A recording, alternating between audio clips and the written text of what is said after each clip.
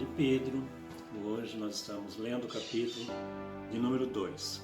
E nesse capítulo o apóstolo Pedro nos apresenta Deus como pedra viva. Esta é a principal pedra da construção do reino de Deus.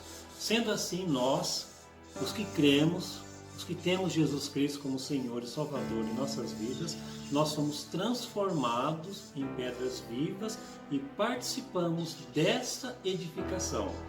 A pedra angular, que é Jesus Cristo, que foi rejeitado pelos homens, é motivo de tropeço para aqueles que não creem no Evangelho, aqueles que não creem no sacrifício de Cristo. Mas, para aqueles que creem, é uma pedra preciosa. Isto ocorre porque nós somos chamados de geração eleita de Deus. Antes disso, nós nem sequer éramos povo, mas agora Deus nos separou como filhos, e isso deve nos conduzir à santificação. Pedro aponta isso como o motivo pelo qual devemos nos sujeitar às autoridades constituídas.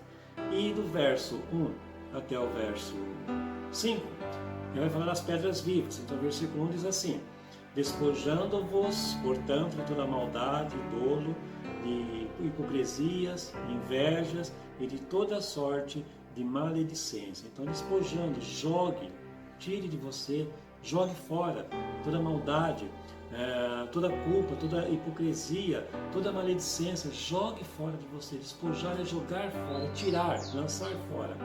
O verso 2: desejai ardentemente, como crianças recém-nascidas, o genuíno leite espiritual, para que por ele vos seja dado crescimento para a salvação. Deseje o verdadeiro leite espiritual. Deseje a palavra do Senhor, coma a palavra, se alimente da palavra.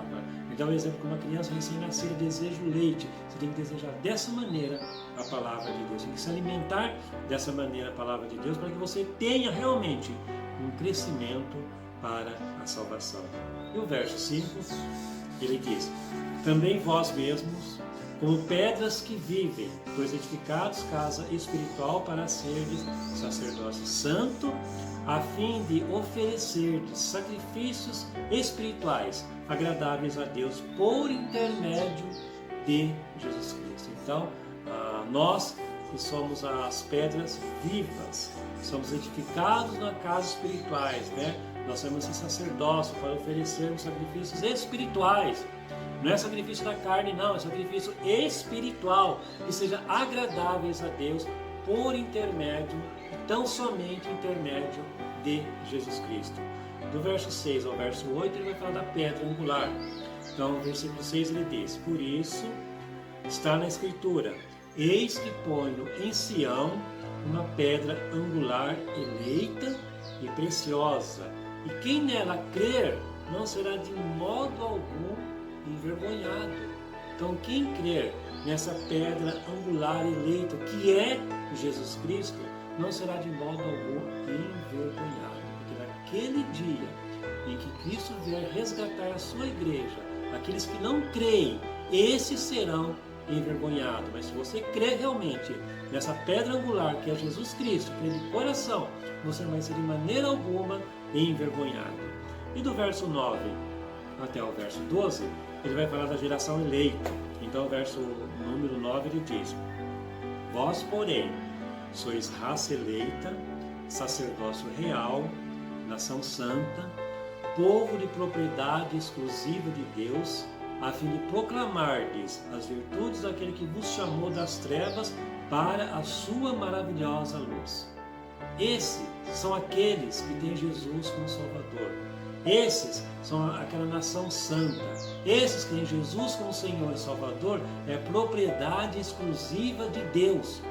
Você que tem Jesus, você é somente de Deus. Você é uma nação santa, você é uma propriedade exclusiva. Do verso 13 ao 20, ele vai falar a sujeição às autoridades. Então, o verso 13 diz assim: sujeitai-vos a toda instituição humana, por causa do Senhor, quer seja ao rei como soberano. Então, ele diz para nós nos sujeitarmos a toda instituição humana por causa do Senhor. Nós sabemos que todos aqueles que têm poder foram empossados os seus poderes por permissão unicamente, exclusivamente de Deus. Do verso 21 até o verso 25, ele fala do exemplo de Jesus Cristo. Então, no versículo 21 ele diz: porquanto para isto mesmo foste chamados, pois que também Cristo sofreu em vosso lugar, deixando-vos exemplo para seguirdes os seus passos. Jesus Cristo sofreu no meu lugar, Jesus Cristo sofreu no teu lugar, e ele deixou o exemplo para que nós possamos seguir os seus passos. Não é Jesus seguirmos nós, é nós seguirmos os passos de Jesus. Conhecermos realmente a maneira de vida, como Jesus vivia, para que nós possamos seguir os passos de Jesus Cristo. No versículo 24, ele diz assim: carregando ele mesmo em seu corpo, sobre o madeiro, os nossos pecados, para que nós, mortos para o pecado, para os pecados, vivamos para a justiça, por suas chagas fostes sarados. Então Jesus Cristo, ele carregou no corpo dele, lá naquela cruz, os nossos pecados, para que nós pudéssemos viver na justiça de Cristo. E pelas chagas de Cristo, pelo sofrimento de Jesus Cristo, nós fomos sarados espiritualmente. Para nós encerrarmos o versículo 25: porque estáveis desgarrados como ovelhas, agora porém vos convertestes ao pastor e bispo da vossa alma. Antes são desgarrados, como se não tivesse pastor, aquelas ovelhas sem pastor. Agora temos Jesus Cristo, que é o nosso pastor, é o nosso bispo da nossa alma. Jesus Cristo é o supremo pastor, é o único pastor da nossa vida e das nossas almas. Que Deus te abençoe e que a paz do Senhor esteja com você e esteja no teu lar.